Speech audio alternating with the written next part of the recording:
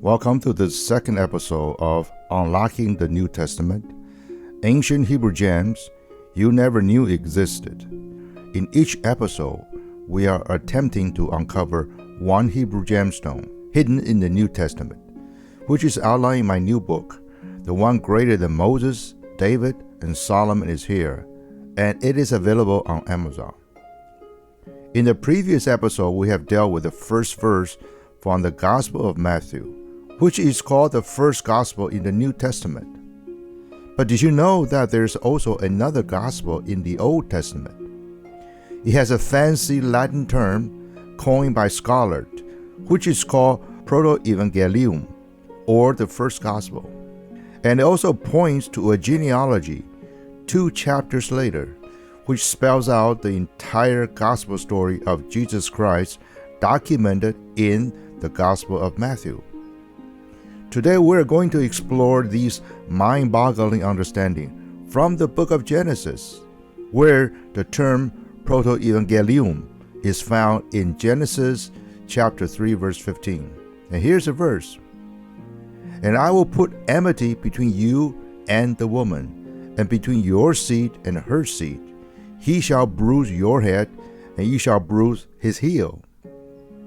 In this first gospel, a prophetic war is promised to be waged between your seed and her seed. The word your seed in Hebrew is zarach. It's a common masculine singular construct. And the term her seed is zarah. It's also a common masculine singular construct with a feminine ending her.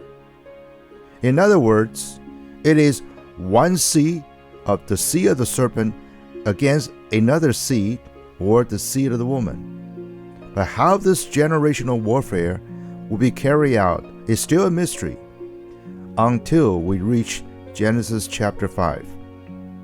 Now, Genesis chapter 5, for most casual Western readers, is just a bunch of names, and many will just quickly flip to the next chapter because they're lacking of interesting details.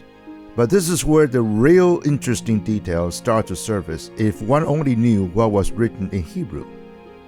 And this is indeed one of the most profound mysteries hidden in plain sight. First, by casually glancing through this chapter, he has listed 10 Hebrew names, from Adam all the way to Noah. But before we get into these names, it is important to know that a name in Hebrew does not mean just a designation of a person.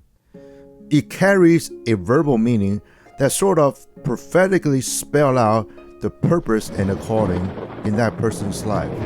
So one of the most famous names in this list is Noah, and it's spelled with 2 Hebrew letters, Nun, Het, which is connected to a verb, Chana, Het, Nun, He, which means to rest. When one takes the name of Noah and change the order or flip the letters, we get the word Chana. So let us take some time and go through these names. The first name on the list is Adam, and the Hebrew name is Adam, and it means man. The second name is Set. Hebrew name is Shet, and it means appointed. The third name is Enosh, or Hebrew name is Enosh. It means mortal. And the fourth name is Canaan. Hebrew name is Canaan, and it means sorrow. And the fifth name is Mahalalel, and the Hebrew name is Mahalael, and it means the blessed God. And the sixth name is Jared. The Hebrew word is Yared, and it means he shall come down. And the seventh name is Enoch.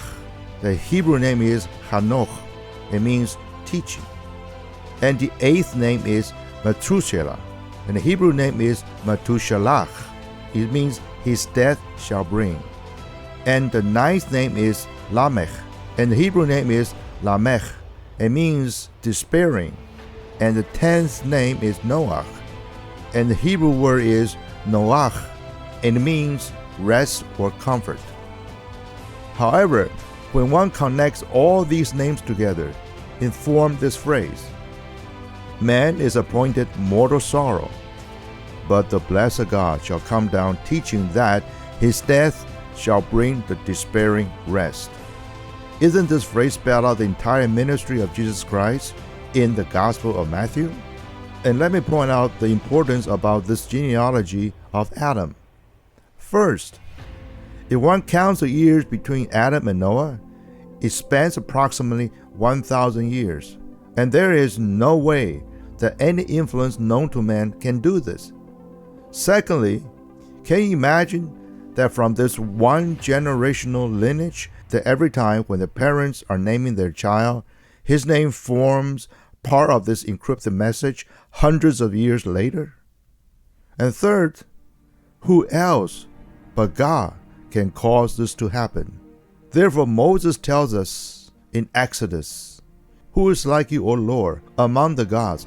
Who is like you, glorious in holiness, fearful in praise, and doing wonders?" And fourth, and probably the most important one, is that these names fulfill the promise of a Savior, that the blessed God shall come down, teaching that his death shall bring the despairing rest. And we know from Noah to the time of Jesus is approximately 3,000 years. So after about 4,000 years, and indeed the narrative about the seed of the woman, Jesus Christ, through God's own proclamation of his first gospel in Genesis 3:15, and Jesus' death on the cross has indeed defeated the seed of the serpent. And this is just to let us know that the salvation message you and I receive today has its origin in Genesis 3, proclaimed by God himself, and is prophetically documented in Genesis 5 through these 10 names. And also, did you realize the preciousness and importance of the message of salvation is through Jesus Christ alone?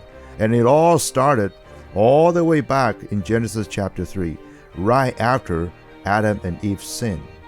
In Genesis 5, 2 chapters later, the salvation message has already been proclaimed to the entire known world at the time.